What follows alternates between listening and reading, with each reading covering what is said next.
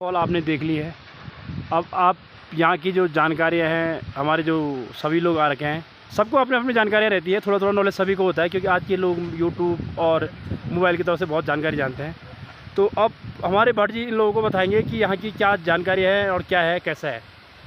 नमस्कार। आपके YouTube channel के माध्यम से ये हमारे मित्र मेरठ से आ रखे हैं, ये मेरठ से आते हैं, ये गाजियाबाद से आ रहे हैं, गाजियाबाद बागपत से आ रखे हैं। ये मित्र में मिले बहुत अच्छा लग रहा है। धन्यवाद बोले बाबा। भगवान के जय श्री राम। हमें ऐसे भक्त जन्म मिले, हमें बहुत अच्छा लग रहा है। अब हम आपको बताना चाहिए यहाँ की महिमा कि हमारे पीछे जो धारा बह रही है, ये धारा है वसुकी धारा। ये भगवान श्री विष्णु के कर कमलों से चली आ रही है। जब यहाँ से इस रास्ते से पांडव आए थे, यहाँ पे सबसे पहले पांडवों ने स्नान किया था। ये धारा पांडवों के ऊपर गिरी और यहाँ से उन्होंने स्नान करके यहाँ से हरिचरणों की कृपा से वो आगे के लिए प्रस्थान किया। दोस्तों, मैं ये बताना चाहता हूँ, कुछ क्षण आगे चलते हुए माता द्रौपदी का अपना शरीर त्याग कर वहाँ पर शरीर त्याग दिया था। वहाँ पर एक छोटा सा मंदिर है। उसके बाद नकुल और सहदेव दो भाई वहाँ पे कुछ आगे तक गए और वहाँ पे उन्होंने अपनी लीला वहीं पे अपना शरीर त्याग दिया। उसके आगे जाते जाते गांडीव धनुष, जिनका गांडीव नाम था, धनुधर, जो इस संसार में इस विश्व में धनुधर थे, वो अर्जुन महाराज जी थे। अर्जुन महाराज जी कुछ आगे पल जाते हुए वहीं पर उन्होंने अपना शरीर त्याग दिया।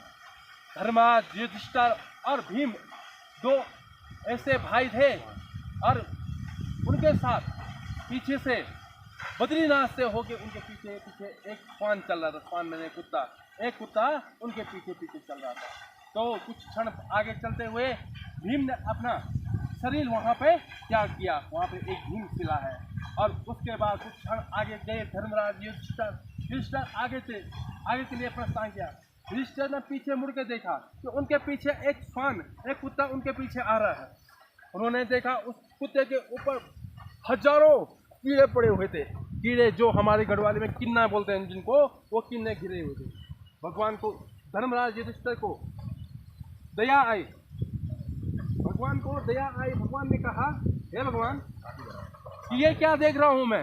इस धिक्कार है मेरे जीवन पे, धिक्कार है मेरे जीवन के कि एक जो बोल नहीं सकता है, जो बोल नहीं सकता है, वो उसके मेरे पर अटूट विश्वास, अटूट ममता है, वो मेरा साथ नहीं छोड़ा है। मैं इस स्थान को इन कीड़ों से दूर कैसे करूं? धर्मराज युधिष्ठिर ने कहा कि जैसे मैं इन कीड़ों को निकालूंगा, ये कीड़े मर जाएंगे, मुझे पाप लग जाएगा।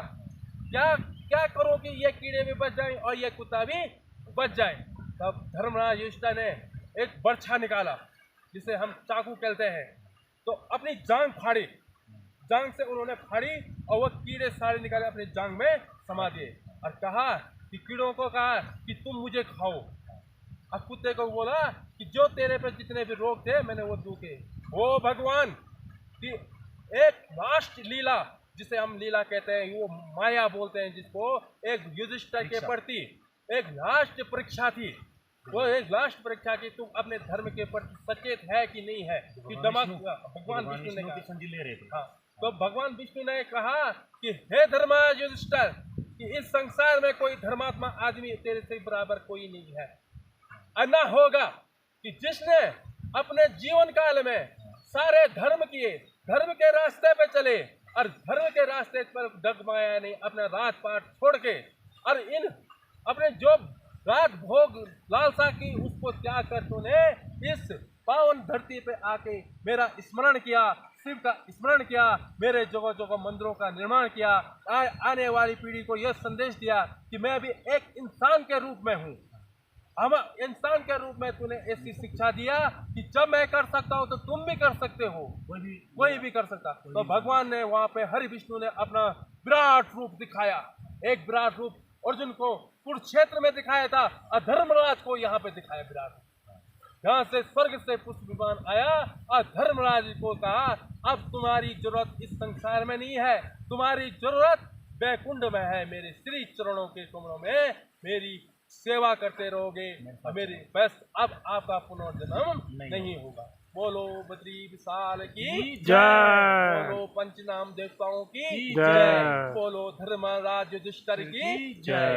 अब बोलो सत्य सनातन धर्म की जय। नमः पार्वती फतेह हर हर महादेव।